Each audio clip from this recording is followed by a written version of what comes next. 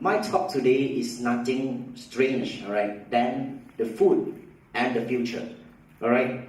So the questions today is: can urban farms feed a hungry world, all right, and a hungry world that is going hungry, more hungry, and even more hungrier, all right. So as we know that the world populations today sits at 7.7 billion today, all right, and it was expected to achieve 9.6 billion of world populations by the year of 2050.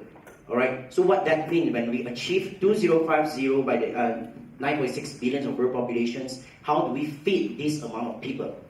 All right. And also, as we know, by the coming 50 years, the food consumptions by the human race will be more as compared to the past 1,000 years.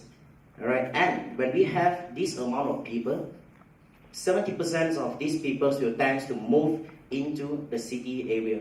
Right? So we lead ourselves into another problems, which is the urbanization's problems.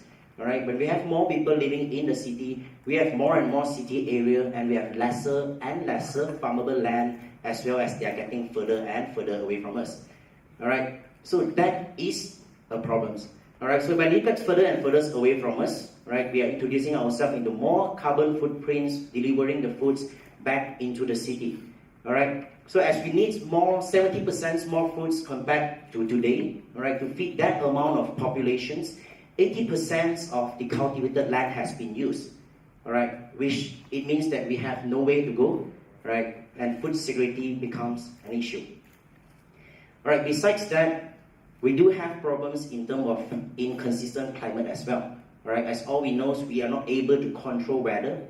All right, we're not able to control weather, and when we're not able to control weather, we even get ourselves even worse today in predicting weathers. All right, I used to tell everyone that the past 2 years is the best Chinese New Year ever. All right, why? Because usually when we got visiting our relative house, it's going to be very hot and not sweaty and some things. But the past 2 years is a rainy Chinese New Year, so it was the best Chinese New Year ever. All right, but we come into a problems. When you have inconsistent climate and weather, right, we have problems in terms of the stability of food productions. So sometimes you have, sometimes it doesn't have, sometimes you have oversupply, and sometimes you have under demands problems. And that is where it impacts the price of the food itself.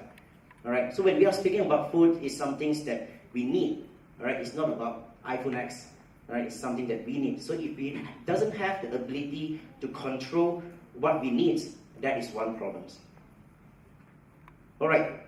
So combining all these problems, the overgrowth populations, the lesser and lesser farmable land, we have more and more problems in terms of the inconsistent climates and instability in terms of food productions. Combining all these problems, we have issue in availability of our food. Access to our food is getting more and more tedious, right? We're not able to get fresh and healthy vegetable today, right? And in Malaysia, we're depending very much on further farms like the Cameron Highlands and Genting Garden, all right? The utilizations in terms of land, all right? When we have lesser farmable land, how do we utilize this piece of resources in terms of land, in terms of clear water, in doing food productions? And we face problem in stability. Right, combining all of these together, we have a bigger problems, which is the food security. All right. So how do we deal with food security problems today when we have more and more city area? We have nowhere to go, but we need to change the way we produce our food. All right. So as humans move into the city, so we believe that the solution is going to be inside the city itself. All right. So we will need to. Our challenge is, what if we bring farm into the city? Right? We believe that this is the only solutions today, that we need to bring farm back into the city, creating a more sustainable way of food productions, a city which is able to feed itself. All right? So by bringing farm into the city, we are trying to decentralize the entire supply chain. We no longer need to depend on a lot of the farms from outskirts. Right, just imagine Sarawak today. All right, they are buying Highlands breed from Peninsula. Right, so we couldn't imagine how these vegetables need to travel through South China Sea to Sarawak markets. all right, the highland vegetable. Right, so what we can do is we build these local farms, right, local urban farms, which is maybe not even 5 miles away from you. Right, so that is the correct way in producing our food. We need to consume our food fresh, healthy, no pesticides, and also without preservative. Right, thanks to Johnson, did mention some also just now. All right.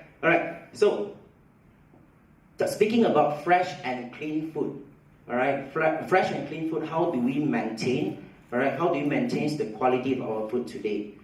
All right, my assumption is if it doesn't make a change today, we will have problem in terms of the quality of our food itself. Why? Because this food, when we harvest them, right, the vegetables, when we harvest them, it will start degrades. All right, it's not going to be as nutritious as it was.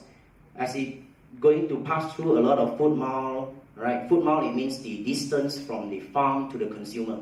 Right? So when we have bigger food mile, it means that your food degrades. Right? So when it reaches you, the quality of the food is not as it was. Right? That is problem number one. So problem number two, it might be not as safe as you think. Right? I often categorize this as processed food. Right? To me, I often categorize them as processed food. Why? Because these foods are being processed in terms of heavy preservative works. Some magic has been done so that it looks as fresh, as green in the markets, but we have no one to blame because the consumer buying those vegetables by how it looks. Right? So when it's pretty, you buy them. Right? So we have no one to blame. That is where the quality of the food and the safeness of the food itself is being an issue.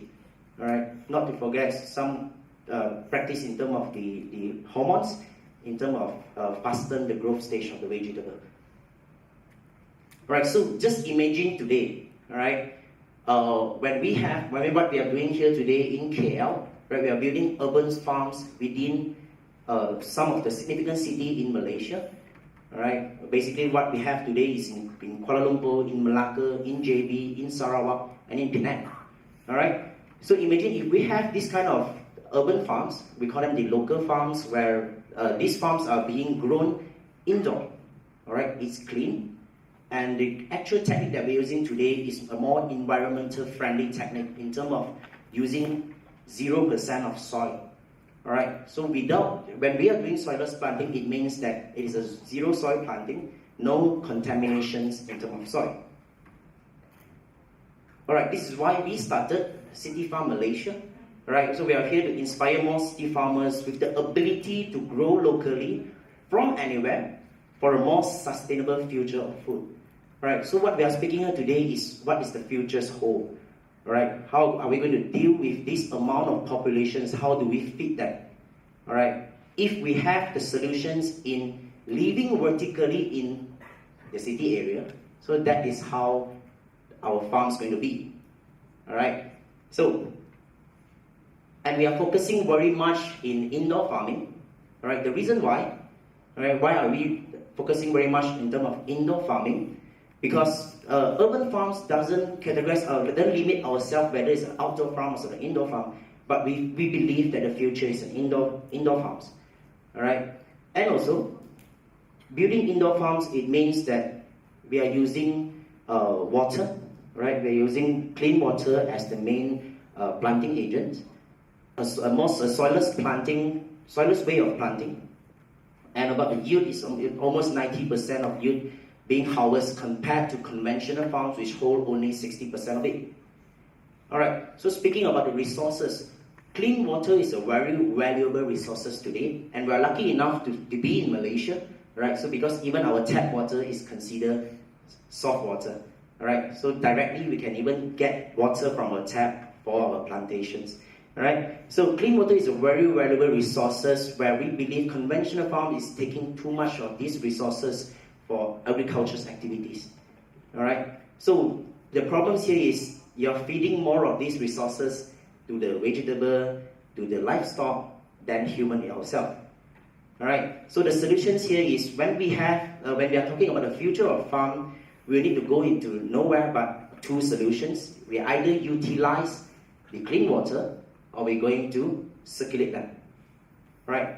So as I think typical Malaysian, all of us share the same memory. We know hydroponics, right? And how do we know that?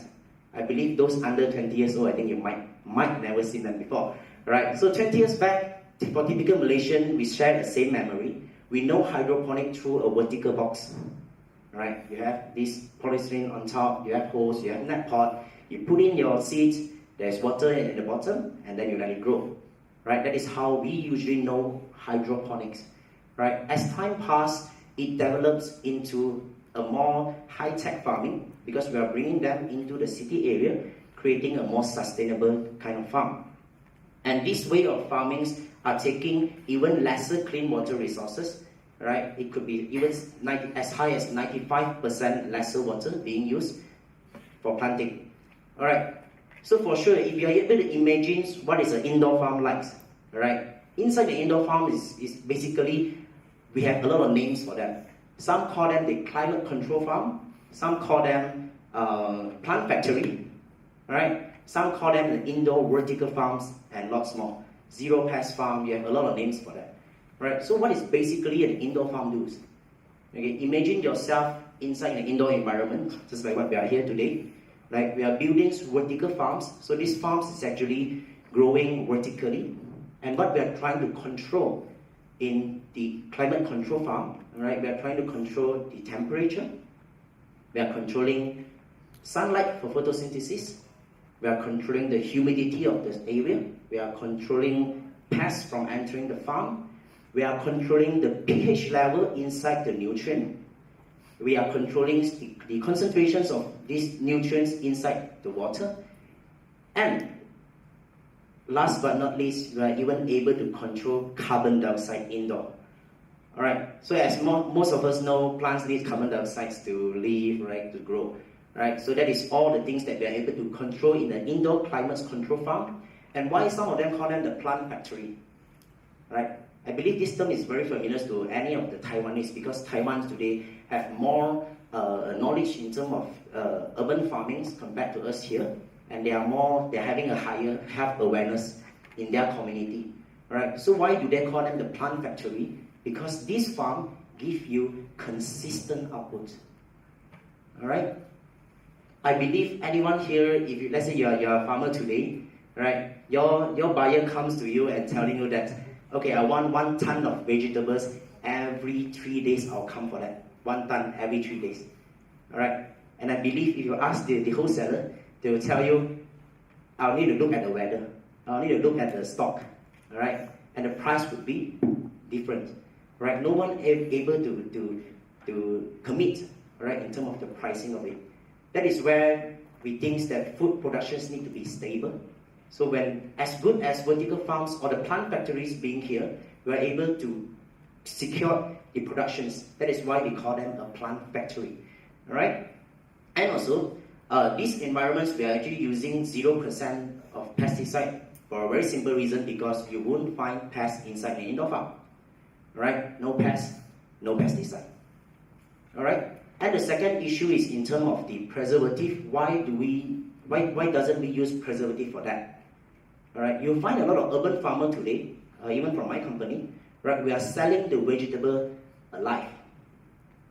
All right, wow. Then suddenly everybody have this thought of how we actually change the way of we eating today. All right, we're supposed to consume them as fresh as possible. So nothing as fresh as a living vegetable. Right? So as good as it's living, it doesn't need a preservative for that. Right? It even save down your cost. Right? Okay, so in a nutshell, what we are trying to do here today is basically bringing farm back into the city. Alright? And some of you might be familiar with the term food revolutions.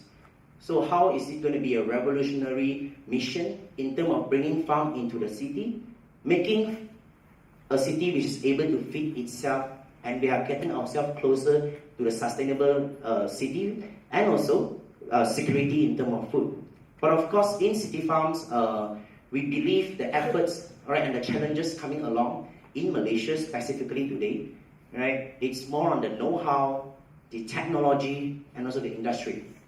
Right? That is where the companies has been doing in the past 2 years by getting more know-how, the technologies in, and also most importantly, we need to have the industry here today in Malaysia, right? Because some might think that we still have some of these farmable land, right? It doesn't mean that it doesn't have more rural area, right? Yes, I agree. We still have farmable land, but the thing is, we need to get ourselves ready for the 30 years to come.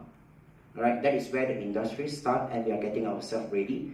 And also, we believe that the best way in marketing the entire urban farms is through education. All right? And education is the most powerful tool here today in spreading the entire idea, right, to every Malaysian in terms of getting everyone ready in being a farmer itself. All right? So you know your food. You're able to grow your food yourself. All right, so speaking about the future, we talk very much about the future, and also it might be a solutions to the future of food. So some questions, right, before I end my talk, right, some questions here is, in order to maintain the future of food, right, we have a lot of challenges coming along, right? It might be a problem in terms of adoptions. How do the society, the community adapt to the entire way of farming? The second thing is on economics, how it's going to impact the economics today, all right? In terms of, we will need access to each and every people, right? Not only the rich have access to food, and those who go hungry is the poorer one that's going to be affected, all right? And thirdly, it's more on the ethical of it, right? Just imagine, right? If you have, means the future of food stays not only the vegetable, we might come into a future of growing artificial lab meat. Alright, so that is one huge challenge that comes to every mind. So it is ethical to have a lab grown meat. Alright, I'll leave this question to you. Alright, I think we will be there in 30 years to come. And that's all my talk. Thank you.